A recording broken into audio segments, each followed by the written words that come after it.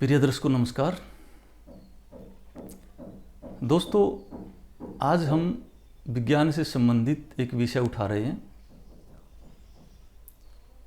इंद्रधनुष के बारे में हम आज चर्चा करेंगे, यानी रेनबो के बारे में।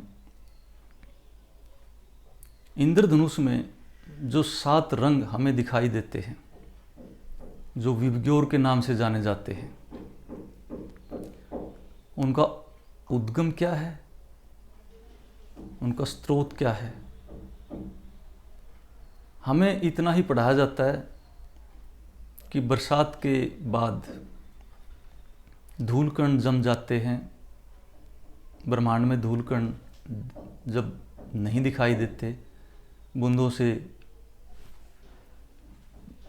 जमीन में दब जाते हैं, तो उस समय हमें 7 रंग, एक तीर कमान भी बोलते हैं जिसको, एक 7 रंग हमें नजर आते हैं। वो आए कहाँ से, उन रंगों का उद्गम क्या है, ये हमें कभी नहीं पढ़ाया गया। और जब हमने शास्त्रों को पढ़ा, वेदों को, उपनिषदों को पढ़ा, तो इन रंगों के बारे में हमें पता चला कि ये कहाँ से आए। दोस्तों, वैसे तो पृथ्वी पे 9 ग्रहों का प्रभाव है, लेकिन राहु केतु को छाया ग्रह कहा गया। इनका कोई अपना रंग नहीं होता, इसलिए मुख्य रूप से 7 ग्रह बच गए, और उन 7 ग्रहों के अलग अलग रंग होते हैं। जिस तरह से चंद्रमा का सफ़ेद रंग, शुक्र का क्रीम रंग, बुध का हरा रंग, शनि का नीला और कालापन लिए हुए, गुरु का पीला रंग, सूर्य का महरून रंग, मंगल का लाल रंग। इस तरह से 7 ग्रहों के अलग अलग रंग हैं, और वही रंग हमें इंद्रधनुष में दिखाई देते हैं। यानी ये रंग इन 7 ग्रहों की रश्मियां होती हैं जो ब्रह्मांड में बिखेरते हैं, और ये रश्मियां ही जीव जंतु, पेड़ पौधे, वनस्पति और मानव की खुराक होती है। ये रश्मियां खाने में मिलकर 7 धातुएं बनाती हैं। खाने में लार के रूप में जो तत्व बनते हैं, वो शरीर को चलाते हैं। आयुर्वेद की भाषा में सप्त धातु कहा गया इन्हें। जब हम खाना खाते हैं, लार छूटती है, लार में 7 रंग मिल जाते हैं और 7 धातुओं का निर्माण करते हैं। और 7 धातुएं फिर हमारे शरीर को, शारीरिक क्रियाओं को मेंटेन रखती हैं, बनाए रखती हैं। क्योंकि दोस्तों, एक मजदूर सूखी रोटी खाता है, उसमें भी वही ताकत है, और एक 5 स्टार होटल में खाने वाले में भी वही ताकत है। बशर्ते कि हम हंसते हुए, खाने के जो नियम हैं उनका ध्यान रखते हुए, अगर हम सूखी रोटी भी खाते हैं, लार में वो 7 रंग ऑटोमेटिक मिल जाते हैं, और उनसे 7 धातुएं बनती हैं, और शरीर की क्रियाएं संचालित होती रहती हैं। अगर हम नियम के खिलाफ जाते हैं, गुस्से में, ईर्ष्या में खाते हैं, जल्दी जल्दी खाते हैं, तो धातुएं कम बनती हैं, क्योंकि शारीरिक क्रियाओं पे ही सारा कुछ डिपेंड करता है।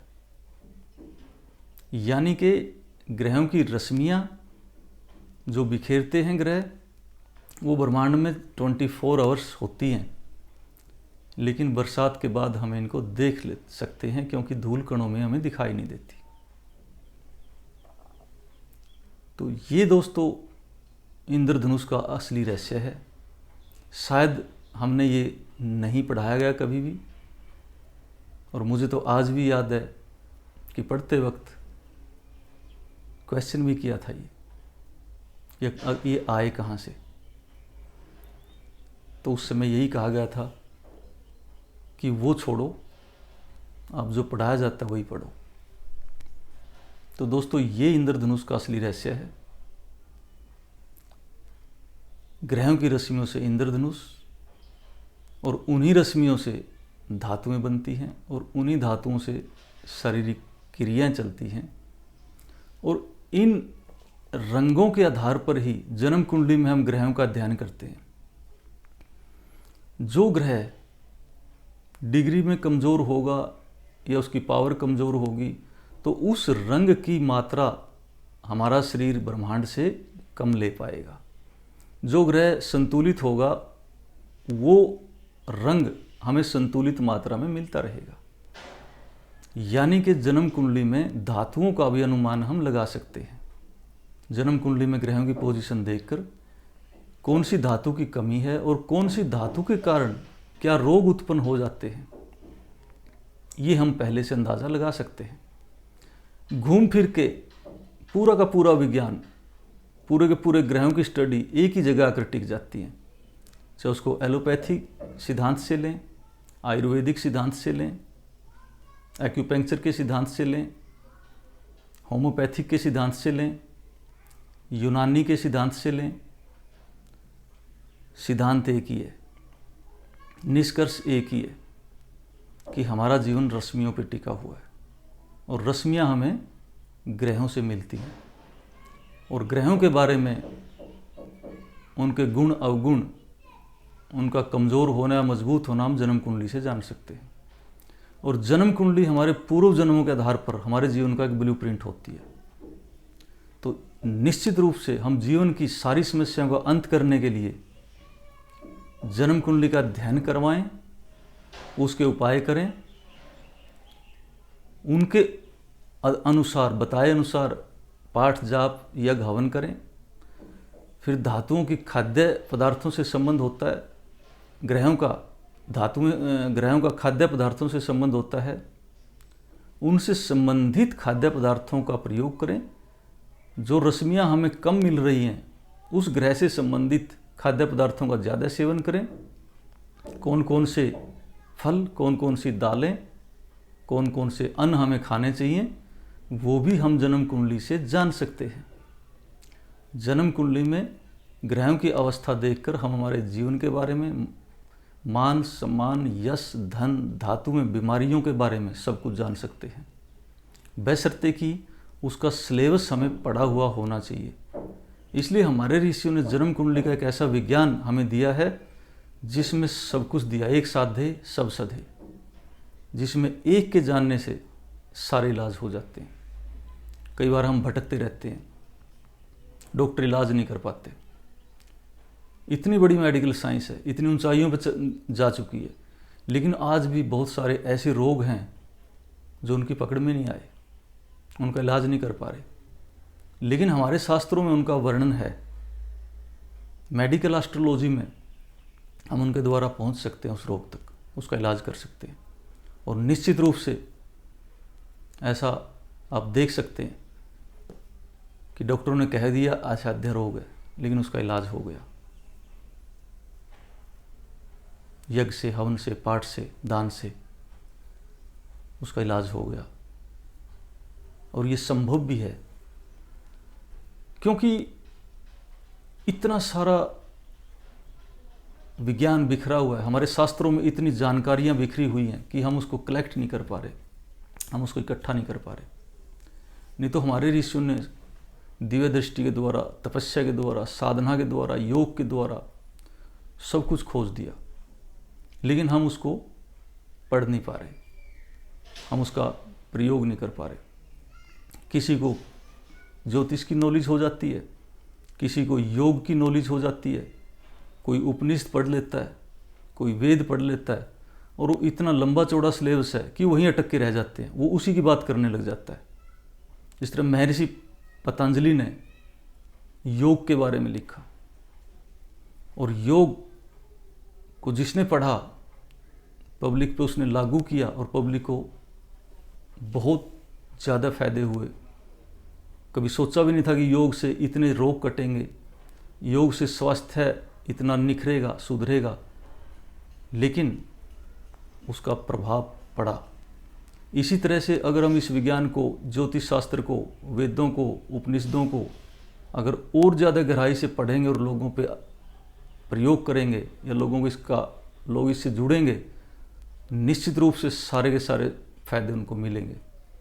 ये कोई अंधविश्वास नहीं है, ये बिल्कुल सत्य पे आधारित है, ये पूरा का पूरा विज्ञान है। इसलिए मैं अनुरोध करता हूँ, जो बुद्धिजीवी हैं, जो पढ़े लिखे लोग हैं, वो बिना पढ़ें विरोध ना करें, वो पढ़ें, शोध करें, लोगों पे आजमाएं, लोगों को उसका फ़ायदा पहुंचाएं। आप हैरान रह जाएंगे कि इतने बड़े फ़ायदे मिलेंगे कि लोगों का जीवन बदल जाएगा। तो दोस्तों, आज हमने इंद्रधनुष के बारे में जाना और इसका स्रोत क्या है, उद्गम क्या है, उसके बारे में जाना। और विज्ञान इसके बारे में शोध कर ले, खोज कर ले, यही मिलेगा 100%। क्योंकि बहुत सारे शोधकर्ता हुए वो वहाँ तक पहुँच नहीं पाते और उस सब्जेक्ट को क्लोज कर देते हैं और कह देते हैं यही है। जिस तरह से धरती के बारे में भी कहा जाता है कि धरती सूर्य का एक टुकड़ा है, नहीं, धरती सूर्य का टुकड़ा बिल्कुल नहीं है। धरती धरती थी और ब्रह्मा विष्णु महेश ने इसको रचा और इसको बनाया। यहाँ जीव जंतु, पेड़ पौधे, वनस्पति सब बनाई गई है, रची गई है। संयोगवश कुछ नहीं हुआ। हर मशीन के पीछे एक ऑपरेटर है, हमारे पीछे भी ऑपरेटर है। कोई भी चीज़ चाहे मैन मेड हो या गॉड मेड हो, ऑपरेटर के बिना नहीं चल रही। आदमी ने जितने भी आविष्कार किए वो आदमी ही चलाएगा, आदमी के हाथ में ही उनके स्विच होंगे। इसी तरह जितनी भी गॉड मेड वस्तुएं हैं, गॉड मेड चीज़ें हैं, गॉड मेड जीव हैं, जंतु हैं, वो गॉड के हाथ में उनका रिमोट रहेगा। दैव शक्तियों के द्वारा वो चलाए जाएंगे, ये निश्चित है। दोस्तों, इसी तरह की और जानकारियां हम आपके सामने लेकर आते रहेंगे और वो बिल्कुल सत्य पर आधारित होंगी। जब भी विज्ञान उनको खोजेगा वो वही मिलेंगी। ये पक्की जानकारी है। इसलिए विज्ञान की खोज से पहले ही आप इनका फ़ायदा उठाएं और आप इनसे जुड़ें। जय हिंद।